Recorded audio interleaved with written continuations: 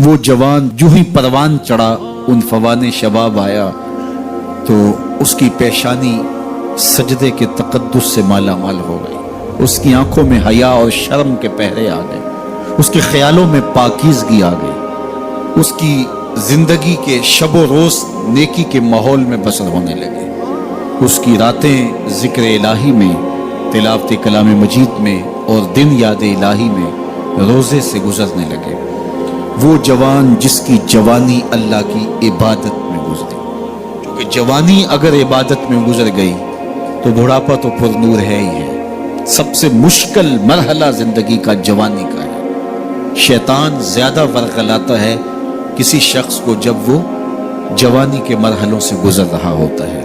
تو جس کی جوانی خیریت کے ساتھ گزر گئی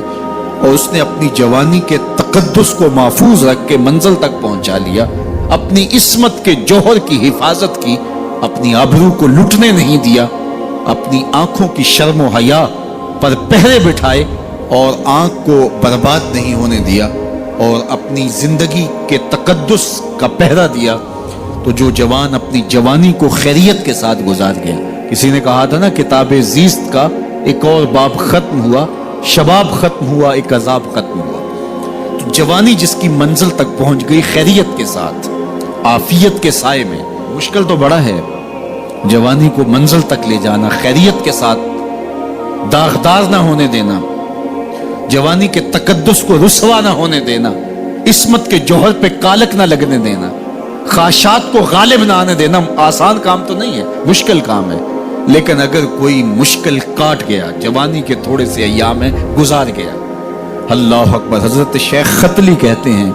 داتا گنج بخش علی حجویری علیہ رحمہ کے مرشد ہیں، الدنیا یوم ولنا فیہا صوم، وہ کہتے ہیں دنیا ایک دن ہے، ہم روزہ رکھ کے گزار رہے ہیں۔ تو روزہ رکھ کے سارا دن گزر ہی جاتا ہے، دوپہر بھی آتی ہے گزر جاتی ہے، اور عصر کا وقت بھی آتا ہے گزر جاتا ہے، کھانے کا وقت بھی آتا ہے، چائے کا وقت بھی آتا ہے، سب کچھ ہوتا ہے لیکن گزر جاتا ہے، افطار تک بندہ پہنچ جاتا ہے۔ جس نے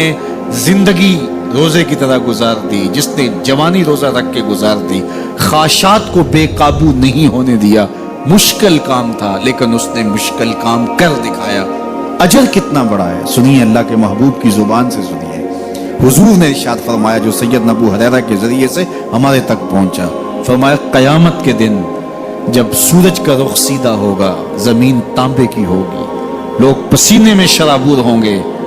کوئی ٹخنوں تک پسینے میں، کوئی گھٹنوں تک، کوئی کمر تک، کسی کو پسینے کی لگام دی جائے گی، اور وہ پسینہ ایسے نہیں ہوگا جس طرح یہ پسینہ ہے، اتنا گرم ہوگا۔ ابن رجب حنبلی کہتے ہیں اس پسینے کا ایک قطرہ اگر احد پہاڑ پہ ڈال دیا جائے تو وہ پگھل جائے، اتنا گرم ہوگا، بدبودار اتنا ہوگا، ایک قطرہ دنیا پہ ڈال دیا جائے، انسان کیا جانوروں کے دماغ بھی پھٹ جائے، اس پسینے میں لوگ شرابور ہوں گے۔ لیکن جس نے اپنی جوانی کو عافیت سے گزارا ہوگا، کل قیامت کے دن جب کوئی سایہ نہیں ہوگا، اللہ اس جوان پر اپنے عرش کا ٹھنڈا سایہ عطا فرمائے۔ وہ شخص جس کو کسی عورت نے دعوت گناہ دی اور وہ صاحب منصب تھی، صاحب جمال تھی،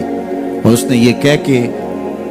یہ خواہش، یہ آرزو مسترد کر دی، انی خاف اللہ۔ اسی طرح کوئی عورت ہے